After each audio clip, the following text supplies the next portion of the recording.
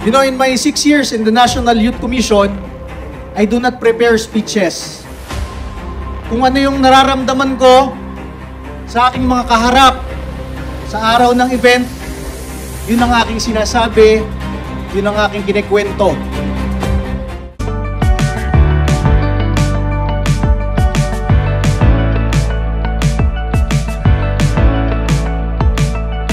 Kaya kong sabihin ngayong araw na ito, na nasa aking harapan ngayon, ang mga leader kabataan na nag-aalay ng kanilang oras, ng kanilang buhay, ng kanilang mga pangarap para baguhin ang bansa, para yayain ng kabataang Pilipino, baguhin ang bansang Pilipinas.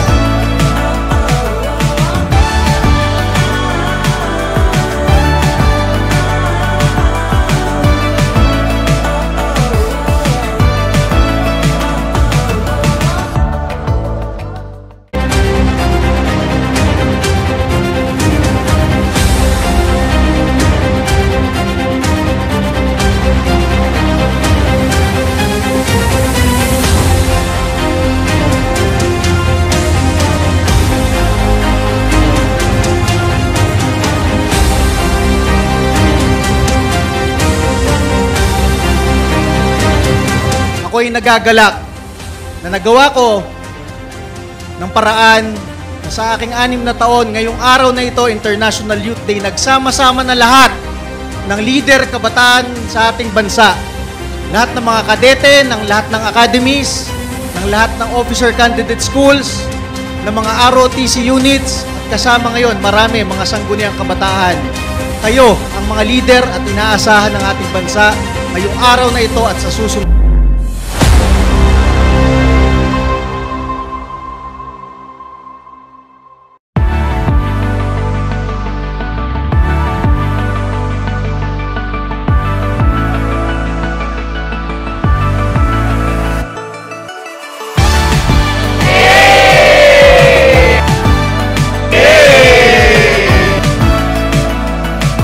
Learn to live without fear. Go through such pain and sufferings without complaining. Learn to appreciate the beauty of the common things around you. Serve the lowest and the poorest without counting the cost or asking something in return. Naniniwala kami na kayo sinasakripisyo ninyo ang inyong oras, ang inyong panahon para maging opisyal ng gobyerno. Dapat kaming mga opisyal rin ng gobyerno, inaalay rin namin ang oras namin para sa inyo.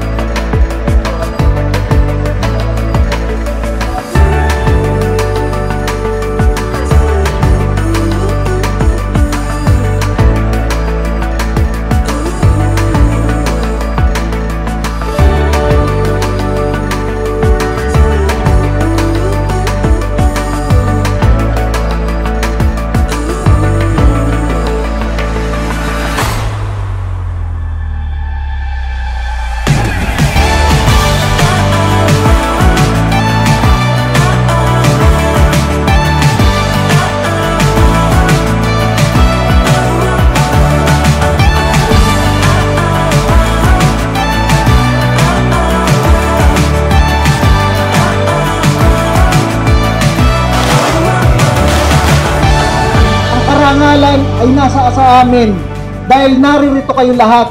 Kayo ang sumisimbolo sa susunod na henerasyon ng ating bansa. Kayo ang mga pag-asa ng mga pag-asa ng bayan.